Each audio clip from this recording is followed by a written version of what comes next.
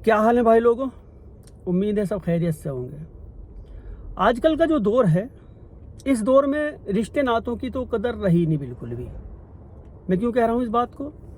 कहानी सुनाने से पहले आपको मैं एक अपडेट देता हूँ। अभी हाल ही में एक घटना हुई। बेटे के दोस्त से प्यार करती थी एक महिला, अपने बेटे के दोस्त से। उसकी जवान बेटी है, जवान ही बेटा है 20-22 साल का। जो बेटे का दोस्त है वो भी जवान है। उससे प्यार करती थी। प्यार क्या, एक हवस ही समझो, क्योंकि जो ऑडियो में बातें कही जा रही, ऑडियो उनकी लीक हुई, एक ऑडियो में जो बातें कर रही है वो, जिस तरह की वो लोग बातें कर रहे हैं दोनों, वो बेटे का दोस्त भी और वो महिला भी, कह रही है कि पति से संतुष्ट नहीं हो पाती, एक बॉयफ्रेंड और है मेरा, वो उससे भी मज़ा नहीं आता, तू तेरे साथ मुझे बहुत मज़ा आया, तू आया कर, तू ही अच्छा लगता है, फ़ोन करता रहा कर। उसने कहा कि पूरी रात के लिए, पूरे दिन के लिए आना चाहता हूँ, इस तरह की वो ऑडियो थी। उसने कहा कि बेटी, त्रिशा बेटी का नाम, कि ये कहाँ रहेगी, इसको कहाँ छोड़ूं, बेटे को तो मैं दादा दादी के पास छोड़ दूंगी, इसको कहाँ छोड़ूं। पति 3 महीने से बाहर रहता है, बाहर काम करता है, कहीं आ जाता है चला जाता है, इस तरह से पति का काम है। मर्दों के यही काम होते हैं, घर परिवार चलाना, तो काम के लिए बाहर भी निकलना होता है। ऐसा थोड़ा ही नहीं कि घर में घुस के बैठ जाओ। उस लड़के ने जब मना किया तो उसके साथ उसने गंभीर धाराओं में मुकदमा भी दर्ज करवाया कि ये इस तरह के काम कर रहा। उस लड़के ने रिकॉर्डिंग कर रखी थी, उसने वो रिकॉर्डिंग पेश कर दी और देखियो जरा, मैंने तो नहीं ज़बरदस्ती की इनके साथ। वो लड़के की जब समझ में आया कि मेरे ही दोस्त की जो माँ है ये, और उसके साथ उसके इस तरह के नाजायज़ ताल्लुकात हैं, और अब और दोस्तों को जब पता चला तो उन लोगों ने भी उसको जलील किया कि तुझे शर्म नहीं आती, तू किसके साथ क्या कर रहा है। तो उसने जाना बंद कर दिया। इसने धमकी दी तो इसको फंसाने की कोशिश थी। बाद में इस लड़के ने वो जो रिकॉर्डिंग कर रखी थी वो पुलिस को दे दी, तब कहीं जाके मामला संभला। कुल मिला के ये भी नहीं देखा जा रहा कि उम्र में कौन कितना है, कौन क्या है, किस लिहाज से वो बात करते थे। घर पे आना जाना था, उस लड़के ने बंद किया तो उसको आपत्ति हुई, उसको वो संतुष्ट नहीं कर पा रहा था कुल मिला के। अब आते हैं आज की कहानी पर। उत्तर प्रदेश में हरदोई पड़ता है, और हरदोई का एक गांव है मंडकाना। इस गांव में एक शख्स, मनशाराम इनका नाम, इनकी पत्नी रमा, 2008 में इनकी शादी हुई थी। 2008 से 2024 तक इनको कोई औलाद पैदा नहीं हुई। इनकी गोद सोनी। रमा मनशाराम के ऊपर इल्ज़ाम लगाया करती थी और मनशाराम रमा के ऊपर इल्ज़ाम लगाया करता था कि तुझ में कमी, वो कहता था तुझ में, वो कहती थी तुझ में कमी। इन बातों को लेके इन दोनों के बीच में काफ़ी तलखियाँ, लड़ाई झगड़े भी हो जाया करते थे। ऐसे ही चल रहे थे, वक्त गुजर रहा था। अब परिवार में और भी भाई बहन थे, इसके माँ बाप थे इसके। अब इनको सबको लेके, जहाँ ये गाँव में रहा करते थे, वहाँ कारोबार की कोई ऐसी व्यवस्था नहीं थी। थोड़ी सी इनके पास खेती किसानी की ज़मीन थी। मनशाराम मेरठ के अंदर आया काम करने के लिए। यहाँ पर इसको एक कंपनी में काम मिल गया। काम किया इसने, एक फैक्ट्री थी उस, वहाँ पे इसने काम किया। पत्नी को भी यहाँ पे लेके आ गया। कुछ वक्त तक यहाँ रहे। जो फैक्ट्री के और लोग, उनके और जगहों पर ताल्लुकात थे, दिल्ली जैसी जगहों पर, जहाँ जहाँ से उनके काम आते थे बनने के लिए, जो भी काम करते थे वो। दिल्ली से ऑफर आया कि दिल्ली में अच्छी जो मजदूरी वहाँ पे अच्छी पड़ेगी, वहाँ पे चले जाओ। इन लोगों ने, मेरठ वालों ने उसको वहीं पे की सलाह दी कि तुम दोनों वहीं पे रह लेना, आराम से रहोगे। एक घर की इसने वहाँ पे तलाश की, घर मिल गया किराए पे, और ये दिल्ली जाके रहने लगा। दिल्ली जो अलीपुर पड़ता है एक जगह दिल्ली में, वहाँ पर इसने किराए का मकान लिया। 2 कमरे थे उस किराए के मकान में, ये वहाँ पे रहने लगा। सुबह अपना ड्यूटी जाता था, शाम को आ जाया करता था, पत्नी घर रहा करती थी, यही सब कुछ उनका ठीक ठाक। अच्छे पैसे कमा रहे थे, घर परिवार में भेज दिया करता था, कुछ अपनी पत्नी को दे दिया करता था। मगर वही एक दंश झेल रहे थे, जो कोई औलाद पैदा नहीं हुई थी। तकरीबन 3 महीने इनको यहाँ पे आए हुए हुए। 3 महीने बाद इसकी जो रमा की बहन है, रमा की बहन की ससुराल के पास ही बाजू वाले जो घर है, मतलब पड़ोस बोल देते हैं जिसको, पड़ोसियों में एक शख्स रहा करता था। वो रमा की बहन को बुआ कहता था, तो रमा को भी वो बुआ कहता थे। उसका नाम था विमलेश।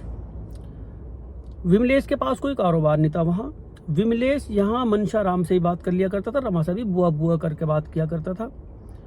इस तरह से इनकी बातें होती रहती थी। इसने विमलेश ने मनशाराम से बात की कि अगर दिल्ली में कोई काम हो तो मेरे लिए भी काम देख लो, कि मैं भी वहीं पे काम कर लूँगा। मनसाराम ने काम की तलाश की, उसको तो कोई मिला नहीं। इसके और विमलेश के दोस्त दिल्ली में काम करते थे, उनसे भी इसने काम के लिए कहा। उन्होंने कहा भाई काम तो है, लेकिन रहने का और खाने का अपना इंतज़ाम देख ले, काम तो है। इसने मनसाराम से बात की कि काम तो मिल गया मुझे, रहने के लिए अगर तुम मेरी कोई व्यवस्था कर दो तो मैं, खाना तो मुझ पर बनाना आता है, अपना रहने की सोने के लिए मेरी कोई जगह मुझे किराए पे दिला दो, ऐसे मुझे अकेले को कोई किराए पे नहीं देने का। इसने रमा से बात की मनसाराम ने कि विमलेश दिल्ली में आने को कह रहा है और वो कोई जगह देख रहा है, मोहल्ले में देख लो और कोई मकान वकान किराए पे मिल जाए किसी का। विमलेश ने इसने रमा ने इसे मशवरा दिया कि एक रूम हमारा खाली पड़ा रहता है, एक रूम में हम रहते हैं, तो उसको यही रह लेंगे, किराया भी हमें आधा देना पड़ेगा, आधा आधा किराया बांट लेते हैं। रही बात खाने की, खाना भी मैं बना दिया करूँगी, उसके पैसे उससे तय कर लेंगे, जैसे उसके समझ में आएगा ऐसे कर लेंगे, उससे बात कर लो। मनसाराम ने इसी तरह से उससे बात की विमलेश से, उससे कहा भाई आ जा, मेरा एक रूम खाली पड़ा हुआ जो मैंने कमरे ले रखा, आधा किराया तू दे दिया, आधा मैं दे दूंगा, और जो खाने का जो है वो भी ऐसे ही आधा आधा कर लेंगे, अब जैसे तेरी मर्जी। विमलेश ने कह दिया इससे अच्छी बात क्या है, बुआ कहता था वो रमा को, बुआ बुआ करके बात करता था। अब ये विमलेश दिल्ली आ गया। दिल्ली में आने के बाद इसने एक रात वहाँ पे रुका, अगले दिन वहाँ पे गया जहाँ पे काम इसके दोस्तों ने तलाश किया था, वहाँ अपने काम धाम देखा, काम करना शुरू। एक कमरा खाली था, वहाँ पे सोया करता था, खाना वो बनाया करती थी रमा, यही हंसी सिटकोली सब कुछ बुआ बुआ करके बात करता था। यहाँ से रमा की नीयत इसके ऊपर ख़राब होनी शुरू हुई। उसने देखा हट्टा कट्टा ये नौजवान है, क्यों ना जो बच्चे की चाहत है इससे पूरी कर ली जाए। अश्लील हरकतें शुरू, कभी किस तरह की हरकत, कभी किस तरह की हरकत। पहले तो वो सोच रहा बुआ है, हंसी मजाक करती है, मजाकी है, मजाक करती है, कोई बात नहीं, इस तरह से होता रहा। एक दिन ये मनसाराम गांव गया, मम्मी की तबीयत खराब थी, गांव गया, बेफिक्र होके छोड़ के गया ये इसको विमलेश को कि एक मर्द तो है घर में ही, और बुआ कहता है भांजा लगता है, तो कोई बात नहीं, छुट्टी। बेफिक्र होकर गाँव चला गया। वहाँ से 3 दिन में विमलेश आया, और इन 3 दिन के दौरान रमा ने उसको अच्छी तरह से अपने जाल में फंसा लिया, ठीक ठाक, कि वो कभी भी कुछ भी करने के लिए राजी। शारीरिक संबंध भी बने इन 3 सालों में। इन 3 सालों में 3 दिन में, इन 3 दिन के अंदर अंदर में इतने एक दूसरे में ये घुल मिल गए। अब इसको जो ये मनसाराम था, ये अच्छा लगना अच्छा नहीं लगता था, मतलब अब खराब है। कहते हैं कि वो जब औरत का ध्यान कहीं और भटक जाए तो सबसे पहले सबसे बड़ा दुश्मन उसको उसका खुद का ही मर्द, खुद का ही पति लगता है। यही सब कुछ घर में शुरू। मनसाराम शराब वराब पी के सो जाया करता था, ये चुपचाप उठा करती थी इसके बिस्तर में, वहाँ पे शारीरिक संबंध बनाए। चाहत यही थी, औलाद की चाहत, और चुपचाप अपने बिस्तर में आके लेट जाया करती थी। रोज़ाना का यही काम, काफ़ी लंबे तक ये काम चला। इस तरह का काम चलते चलते एक दिन मनसाराम की आँख खुल गई, उसने देख लिया, रंगे हाथ ने पकड़ लिया, पत्नी को भी पीटा, इसको भी पीटा, पीट के इसको घर से बाहर निकाल दिया। विमलेश को घर से बाहर निकाला, वो सामान वामान लेके निकल गया। शर्मिंदगी की वजह से खुद ने भी इसने वो मकान खाली कर दिया, खुद भी अलग जाकर रहने लगा। विमलेश ने भी इतने यहाँ पे रहने लगा था, लोग बाग को जान पहचानने लगे थे, इसने भी वहीं पे एक अलग मकान ले लिया किराए पे, ये वहाँ पे रहने लगा। बुआ से मिलना चिलना बिल्कुल बंद। उधर रमा और मनसाराम ठीक ठाक रहने लगे उधर, इधर ये अकेला रहा करता था। कई महीने तक इनका मिलना नहीं हुआ। कई महीने के बाद तड़प जो विमलेश को थी बेइंतहा थी। उसको भी पता था कि खेली खाई औरत किस तरह के मज़े देती है, कैसे मज़े आते हैं। उसने वहाँ के जो जीपी रोड होते हैं वहाँ पे भी जाने की कोशिश की, वहाँ भी गया कई बार, वहाँ पे पैसे ख़राब करके आया। वहाँ पे पैसे लगते थे और बुआ के साथ फ्री में सब कुछ हो रहा था। वहाँ पर टाइम टेबल होता है, नंबर से काम होते हैं, 1 बार का इतना, 2 बार का इतना, और बुआ के साथ तो चाहे जितना, कोई पैसा नहीं लगता था। फिर दोबारा से इसने बुआ के मकान की तलाश की, एड्रेस ढूंढा कि बुआ रहती कहाँ पे है। इसको एड्रेस मिल गया। एड्रेस मिला तो इसने फिर एक दिन ये बुआ के घर जाके बैठ गया। बुआ डर गई, वो यहाँ क्यों आया तू, अगर मनसाराम ने देख लिया तो अच्छा नहीं होगा, फिर तेरी मेरी पिटाई कर देगा, तू चला जाए यहाँ से। इसने कहा कि मैं आज आखिरी बार आया यहाँ पे, मेरा दिल्ली में आज आखिरी दिन है, शाम 7 बजे की मेरी ट्रेन है, मैं गांव जा रहा, दिल्ली को छोड़ के गांव में मैं कुछ करूँगा। जब ये रमा इसके ऊपर चिल्ला रही थी, जब इसने देखा कि कहा कि लास्ट बार है, आज के बाद मैं नहीं आने का जा रहा हूँ, तो वो नरम पड़ गई। नरम पड़ी तो इसको भी थोड़ी सी सह मिली। विमलेश ने फिर उससे शारीरिक छेड़छाड़ शुरू की। शारीरिक छेड़छाड़ शुरू की तो फिर इनके शारीरिक संबंध बन गए। ये बैठ गया वहीं, इसने इसको नाश्ता पानी कराया, बैठ गया वहीं, इंतज़ार करने लगा मनशा राम का कि मनशा राम कब आएगा। मनशा राम आया, आते के साथ ही आग बबूला, क्या कर रहा भैया हमारे घर में। उसने कहा भैया माफ़ कर दो मुझे, पैर पकड़ लिए उसके कि माफ़ कर दो, आइंदा मैं तुम्हारे घर नहीं आने का, मैं दिल्ली छोड़ के जा रहा, मेरा आखिरी दिन है, मैं माफ़ी मांगने के लिए आया था।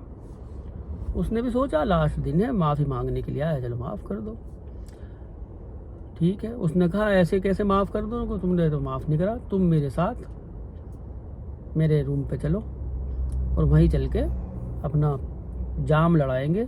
जब अगर तुम मेरे साथ पियोगे तो ठीक है, मैं समझूंगा कि तुमने मुझे माफ़ कर दिया, नहीं तो मैं समझूंगा तुमने मुझे माफ़ नहीं करा। मनशा राम इसके साथ चला गया। जाने के बाद ये मनशा राम वापस नहीं आया।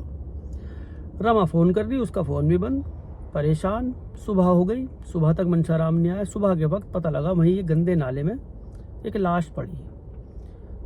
रमा को भी पता लगा उस लाश के बारे में, रमा भी देखने के लिए गई। देखा तो वहाँ तो मनशा राम की लाश है। मनशा राम ने रमा ने सीधे तौर पे पुलिस को जो बताया, सीधा विमलेश का नाम लिया कि उसके साथ गया था और उसने इस काम को किया। मनशा राम ने विमलेश को कहा था कि तू आस्तीन का सांप है, जो तूने इस तरह से के काम किए, ये आस्तीन के सांपों के काम होते हैं, जो तूने इतना गलत काम घर में रहते हुए ये काम किया था। यही का बात उसने रमा ने कही उसको कि वो आस्तीन का सांप निकला, हमारे घर में रहा, हमारा खाया पिया और उसके बाद इनकी हत्या करके वो चला गया। खुद रमा ने अपने संबंध के बारे में भी कबूल किया कि औलाद की चाह में मैंने उससे संबंध बनाए थे। हाँ, इतना तो था। रमा के ऊपर शक हुआ पुलिस को कि रमा भी कहीं इसमें इन्वॉल्व तो नहीं है। उसकी भी कॉल डिटेल निकाली, पता लगा कि वाकई में ये तो बहुत लंबे टाइम से बात ही नहीं करती। पता लगा, ये भी ढूंढा कि कहीं इसके पास दूसरा फ़ोन तो नहीं है, दूसरा सिम तो नहीं है जो इससे बात करती थी। विमलेश के बारे में पता किया, कहाँ है वो गाँव पहुँच गया था, उसे गाँव से उठा के लेके आए, उससे पूछताछ हुई। पूछताछ में कि रमा के बारे में पूछा कि रमा भी इसमें शामिल है कि नहीं। इसने बताया विमलेश ने कि नहीं, रमा को तो इस बारे में कुछ भी नहीं पता, मैं ही इसको लेके गया था, मैंने इसकी हत्या की, कमरे पे ले जाके शराब पिला के, एक के बाद एक इसको कई पैग पिलाए, शराब पिलाई। शराब पिलाने के बाद ये जब नशे में हो गया, मैंने वहीं गला दबाया, इसका गला दबा के मार के मैं ही खुद इसको नाले में वहाँ पे फेंक के आया था रात के अंधेरे में, किसी को पता भी नहीं लगा और मैं अपने गाँव चला गया था। औलाद की चाह में ना ही रिश्ते देखते, ना ही, बहुत औरतें ऐसी हैं, बहुत औरतें जो औलाद की चाह में दूसरे मर्दों से नाजायज़ ताल्लुकात बना लेती हैं। बहुत औरतें हैं, इनको ये नहीं मालूम ये जो औलाद होती है ये नसीब वालों को मिलती है, ऐसे ऐसे नसीब वालों को मिलती है और कुछ तो कदर नहीं करते और जिनको नहीं होती उनको बेचारों को कदर होती है। अभी कल की बात है, एक महिला को, उसका पार्वती नाम था उसको एक बेटी पैदा हुई थी। 17 दिन की बेटी थी वो, कल की बात है। 17 दिन की बेटी थी। पहली भी उसकी एक बेटी 2 साल की, दूसरी बेटी हो गई। सब घर परिवार वाले खेत पे गए हुए थे। घर में एक हौज बना हुआ था वो पानी का, पानी वानी भरने का।